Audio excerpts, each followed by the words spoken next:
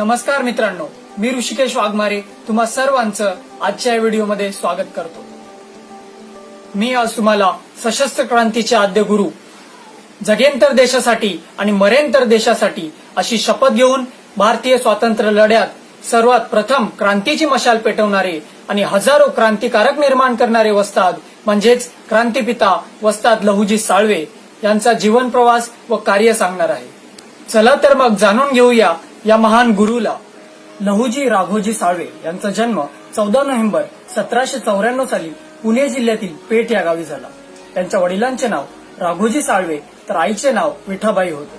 साळवे घराणे सशस्त्र विद्येमध्ये निपुण होते, तरबेज होते, म्हणूनच शिवाजी महाराजांनी पुरंदर किल्ल्याच्या स्वरक्षणाची जबाबदारी लहुजींच्या आजोबांना दिली होती आणि ही जबाबदारी पूर्ण करत असताना साळवे घराण्यातील अनेक वीर पुरुषांनी आपल्या प्राणांचे बलिदान दिले आहे।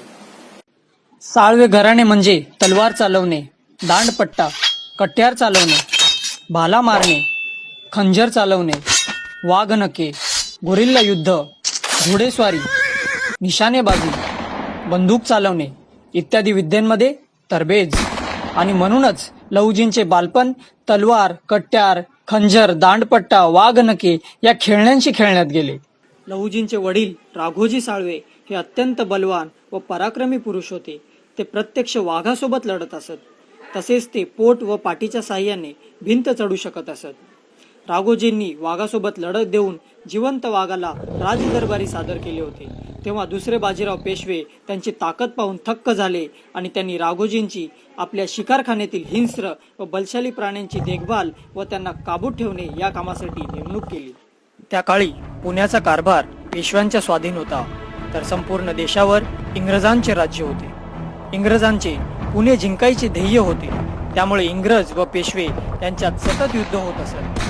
त्यामुळे पेशव्यांनी युद्धाची जबाबदारी राघोजींना दिली, तसेच त्यांची शस्त्रगार प्रमुख या पदावर नेमणूक करण्यात आली। राघोजींनी पुढे पुणे, भोर, पुरंदर व आसपासच्या परिसरातील अनेक लोकांची आपल्या सैन्यात भरती केली। त्यात मांग, रामोशी, भिल्ल, कोळी या जातींचे प्रमाण अधिक होते आणि पुण्यामध्ये मराठ्यांचे 40,000 सैन्य तयार झाले।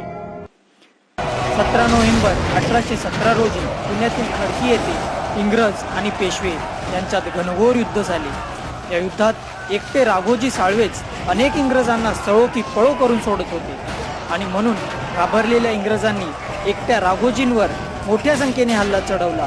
त्यांच्यावर गाडी चढवण्यात आली आणि लहुजींच्या डोळ्यासमोर त्यांचे वडील राघोजी मृत्युमुखी पडले आणि या दृश्याने लहुजींच्या तळपायाची आग मस्तकाला गेली आणि त्यांची इंग्रजांविरुद्धची आग आणखीनच भडकली।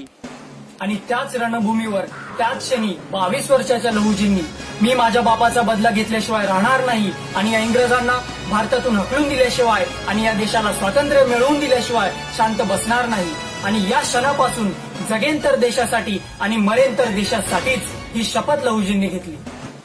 लहुजींनी हेरले की देश स्वातंत्र्यासाठी अनेक शूरवीर तरुणांची गरज आहे आणि या तरुणांना वैचारिक व शस्त्रांच्या शिक्षणाची गरज आहे। म्हणूनच त्यांनी 1822 मध्ये पुणे येथील गंज पेठेत त्यांचा आखाडा सुरू केला आणि आखाड्यामध्ये क्रांतिकारी तरुणांना वैचारिक व लष्करी शिक्षण देण्यास सुरुवात केली। त्या आखाड्याचे उद्घाटन त्यावेळचे नामांकित व्यक्ती शस्त्री सरदार यांच्या हस्ते करण्यात आले। लहुजींच्या आखाड्यात सर्व प्रकारची प्राचीन व अद्ययावत सर्व शस्त्र होती आणि हे सर्व शस्त्र चालवण्यामध्ये लहुजी वस्ताद तरबेज होते। लहुजींनी प्रशिक्षण सुरू केले आणि त्यात स्पृश्यांसहित त्या काळी अस्पृश्य समजल्या जाणाऱ्या मांग, भिल्ल, रामोशी, कोळी या इतर समाजातील अनेक क्रांतिकारी युवक होते। तत्कालीन महाराष्ट्रातील पुणे शहर म्हणजे ब्राह्मणवाद्यांचा बालेकिल्ला होता आणि अशा ठिकाणी एका मातंग युवकाने सार्वजनिक आखाडा सुरू करणे हे तत्कालीन तथाकथित धर्माच्या विरोधात होते। तरी देखील लहुजी या जातीवाद्यांना डगमगले नाहीत आणि त्यांनी निर्भीडपणे आपले प्रशिक्षण सुरू ठेवले। लहुजींच्या आखाड्यात फक्त मातंग समाजाचे युवक नसून ढोर, महार, चांबार, वडार, डोंबारी, कोलाम, माळी इत्यादी अनेक समाजाचे अनेक क्रांतिकारी तरुण व्यायामशाळेत प्रशिक्षण घेत होते। या देशातील इंग्रजी सत्ता संपवण्यासाठीच लहुजी हजारो क्रांतिकारी निर्माण करत होते। महात्मा ज्योतिबा फुले, वासुदेव बळवंत फडके, लोकमान्य टिळक या क्रांतिकारकांनी वस्ताद लहुजींच्या आखाड्यामध्ये प्रशिक्षण घेतले आहे. समाजातील जातीभेद, अस्पृश्यता, धर्मग्रंथाच्या नावावर केले जाणारे शोषण या सर्वांविषयी जागृती निर्माण करण्याचे काम महात्मा फुलेंनी केले आहे. परंतु त्यांच्या पाठीशी वस्ताद लहुजी साळवे हे हिमालयासारखे उभे होते. त्यामुळेच महात्मा ज्योतिबा फुले आपले काम निर्भीडपणे त्या काळच्या तत्कालीन समाजाच्या विरोधात जाऊन करू शकले. सन 1848 साली महात्मा ज्योतिबा फुले यांनी पुणे येथे अस्पृश्य मुलींसाठी पहिली शाळा काढली आणि स्त्री शिक्षणाची ज्योत पेटवली. परंतु ही ज्योत अखंड तेवत ठेवण्याचे काम वस्ताद लहुजींनी केले आहे. कारण त्या काळातील जातीयवादी लोकांना घाबरून लोक आपल्या मुलांना शाळेत पाठवत नसत.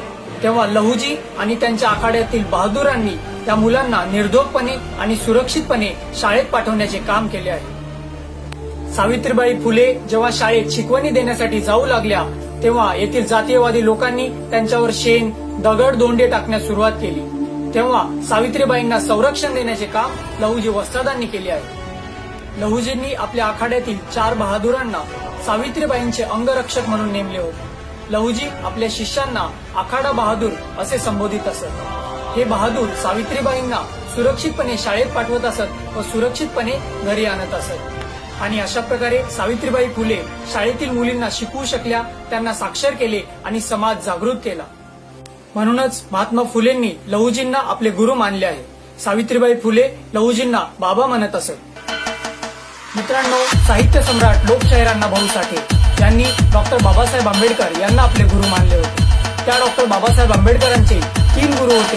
त्यांपैकी त्यांचे वैचारिक गुरु महात्मा ज्योतिबा फुले होते आणि त्या महात्मा ज्योतिबा फुलेंचे गुरु वस्ताद लहुजी साळवे होते. लोकमान्य टिळकांनी सुद्धा वस्ताद लहुजी साळवेंना आपले गुरु मानले होते. काळ्या पाण्याची शिक्षा भोगत असताना अथांग सागरात उडी मारून इंग्रजांच्या ताब्यातून पलायन करणारे स्वातंत्र्यवीर सावरकर यांचे गुरु वासुदेव बळवंत फडके होते आणि त्या वासुदेव बळवंत फडके यांचे गुरु वस्ताद लहुजी साळवे होते. म्हणून खऱ्या अर्थाने वस्ताद लहुजी साळवे या सर्व क्रांतिकारकांचे गुरु आहेत. म्हणूनच ते वस्ताद लहुजी साळवे या नावाने प्रसिद्ध आहे.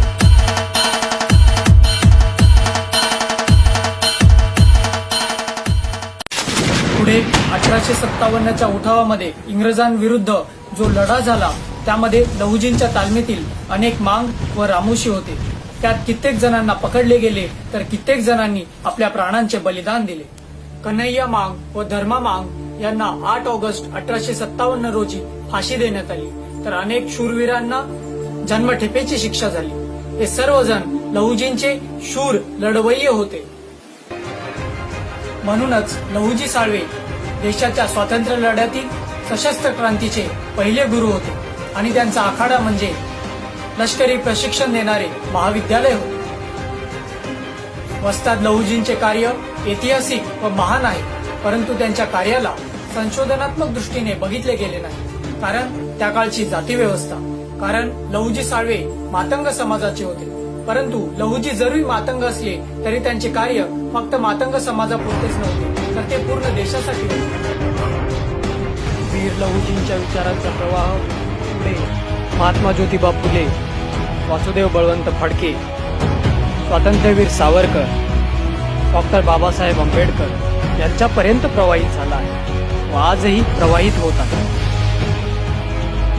म्हणजेच आजच्या समाज परिवर्तनाची मुहूर्तमेढ वस्ताद लहुजींनी रोवली आहे. म्हणूनच लहुजींच्या महान कार्याला प्रकाशमय करणे ही काळाची गरज आहे. वस्ताद लहुजी पूर्ण आयुष्य अविवाहित राहिले आणि जगेन तर देशासाठी आणि मरेन तर देशासाठी ते आपल्या शपथेला जागले आणि आपले पूर्ण आयुष्य देश स्वातंत्र्य मिळवून देण्यासाठी लढत आहे.